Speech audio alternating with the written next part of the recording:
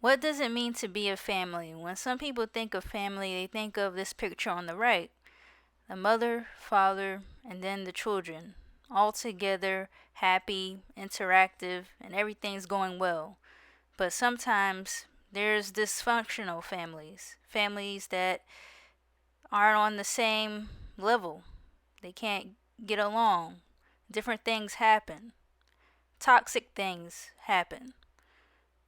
So in today's video, I'm going to be talking about uh, the truth about being in a toxic family. Not only my experience, but just in general. So stay tuned.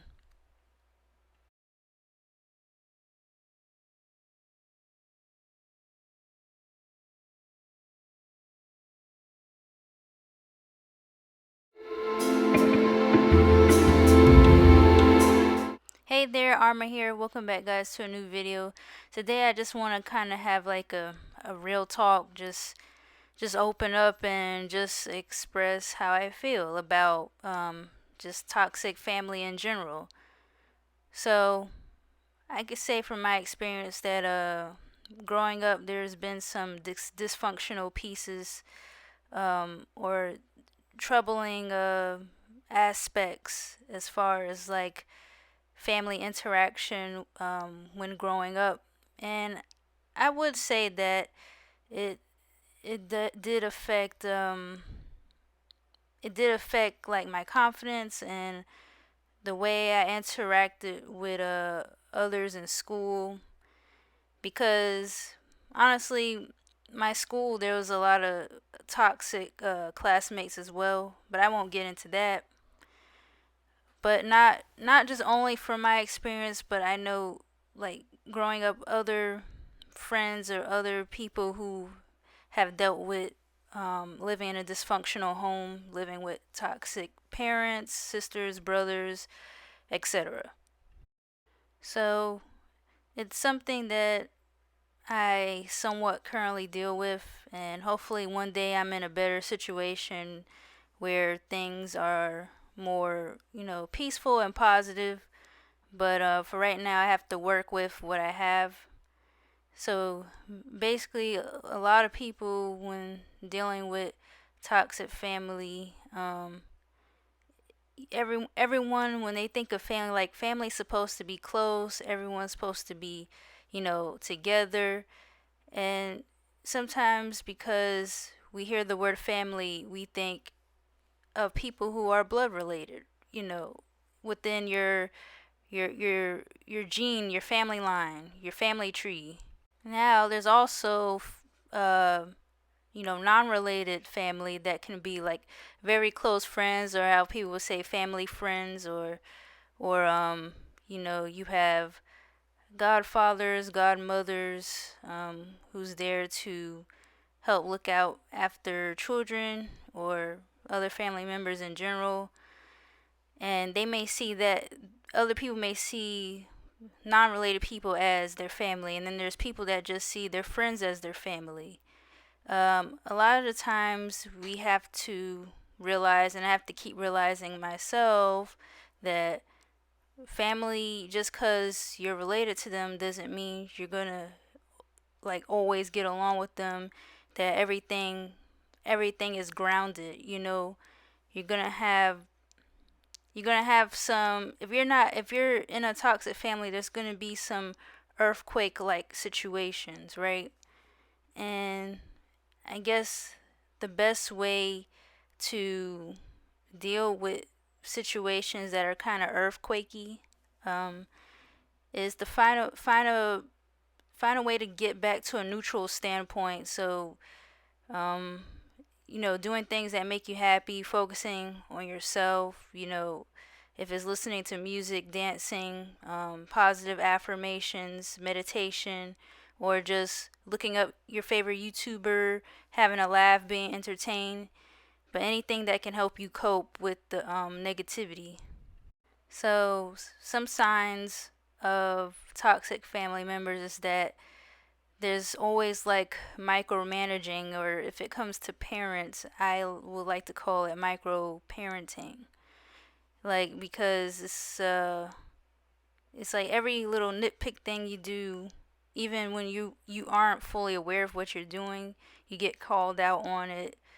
Uh, you know, oh, you're doing this or you're doing that. You had this, doing this. Like I understand everyone makes mistakes. Everyone makes the same mistakes a lot of times because it's just like second nature. And there's good and bad habits. Well, more specifically, bad habits that we all, including myself, need to break out of. But if you are dealing with toxic family members, one piece of advice I would say is, if you can talk to them about it, like if you could have an open discussion, or and like truly express how you feel, if that works out, then good. But if they're not really understanding where you're coming from, then you might have to look for an outlet, look for other sources of people out there or information that can help you understand what you're going through, and then like help you find a way to heal and have a better way of dealing with your situation at home or wherever.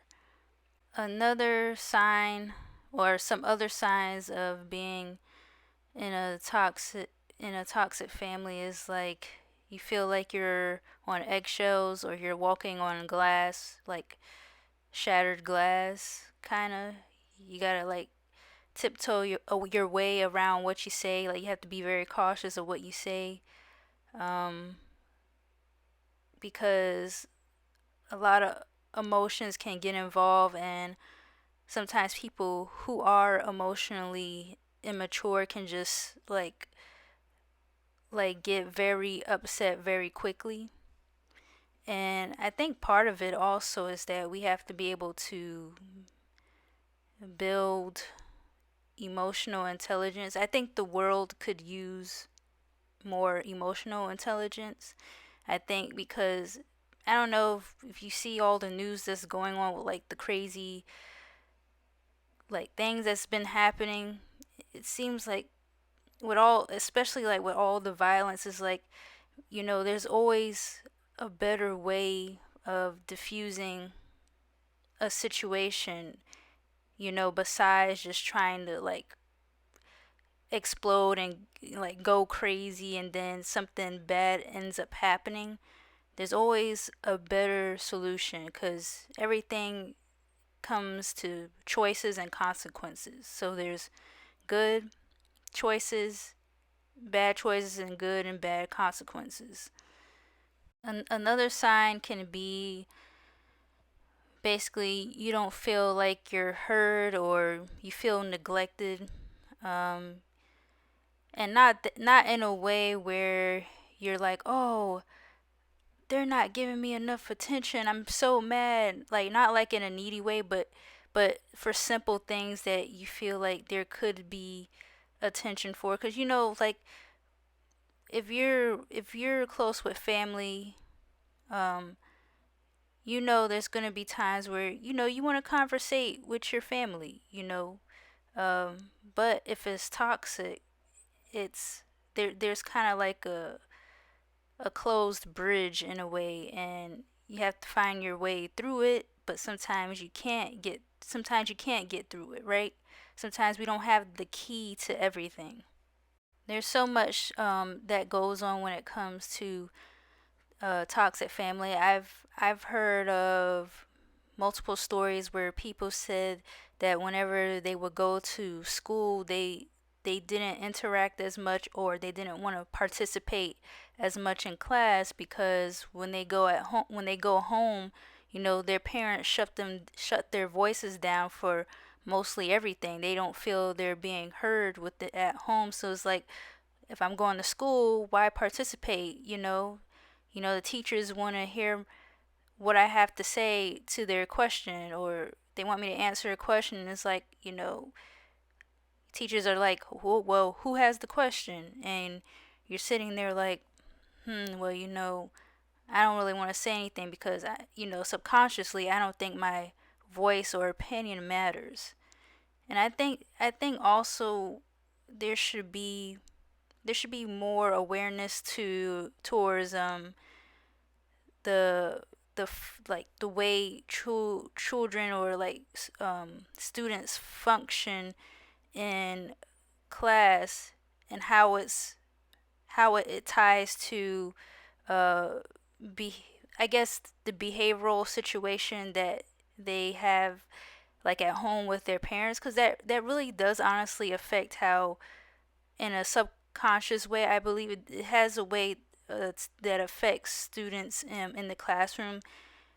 I've also heard some opinions out there about students who act out in class and they don't want to listen or pay attention. They want to do everything the opposite of what the class instructions are, can be connected to, because outside of class they don't have the ability to have that dream childhood. They have to be more mature. They have a part-time job. They have to help pay bills, way earlier. So they don't have as much room to be the immature, like a student, growing up. They don't have that ability. And you know, when I heard that for the first time, I was like, yeah, well, I didn't even think about that.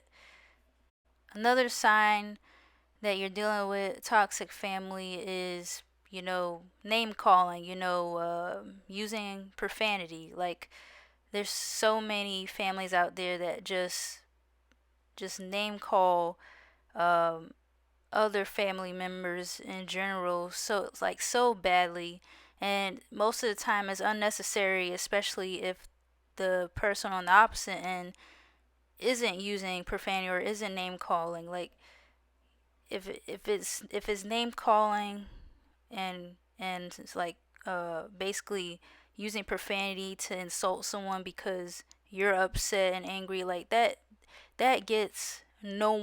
doesn't get anyone anywhere. It gets you nowhere. It's not producing positive energy at all. It's just going to make the other person feel uh, undervalued and upset, and depending on the person, miserable. So that's one sign too.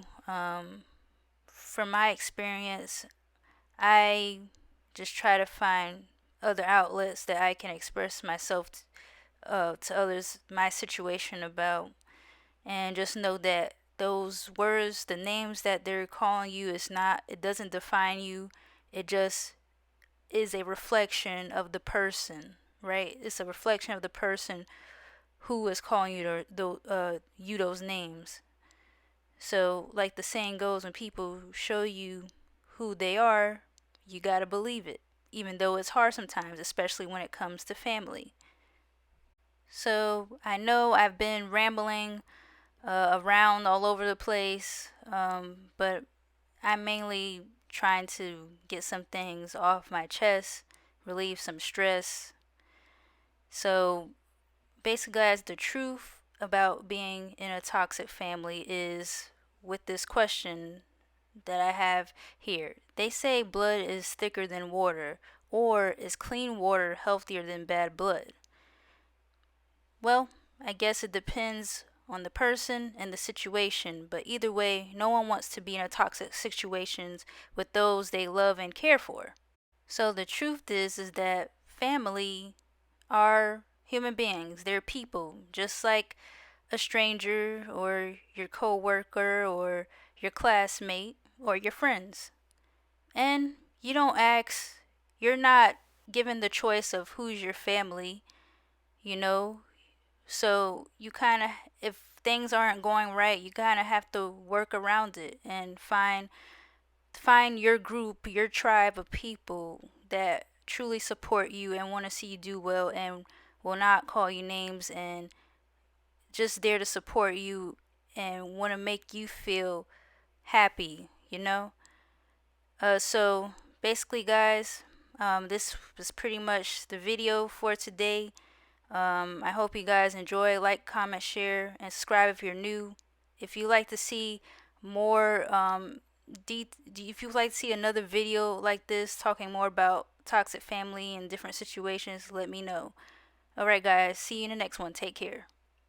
Wait. Before you go, takeaway question. How do you handle toxic family? Let me know down in the comment section down below.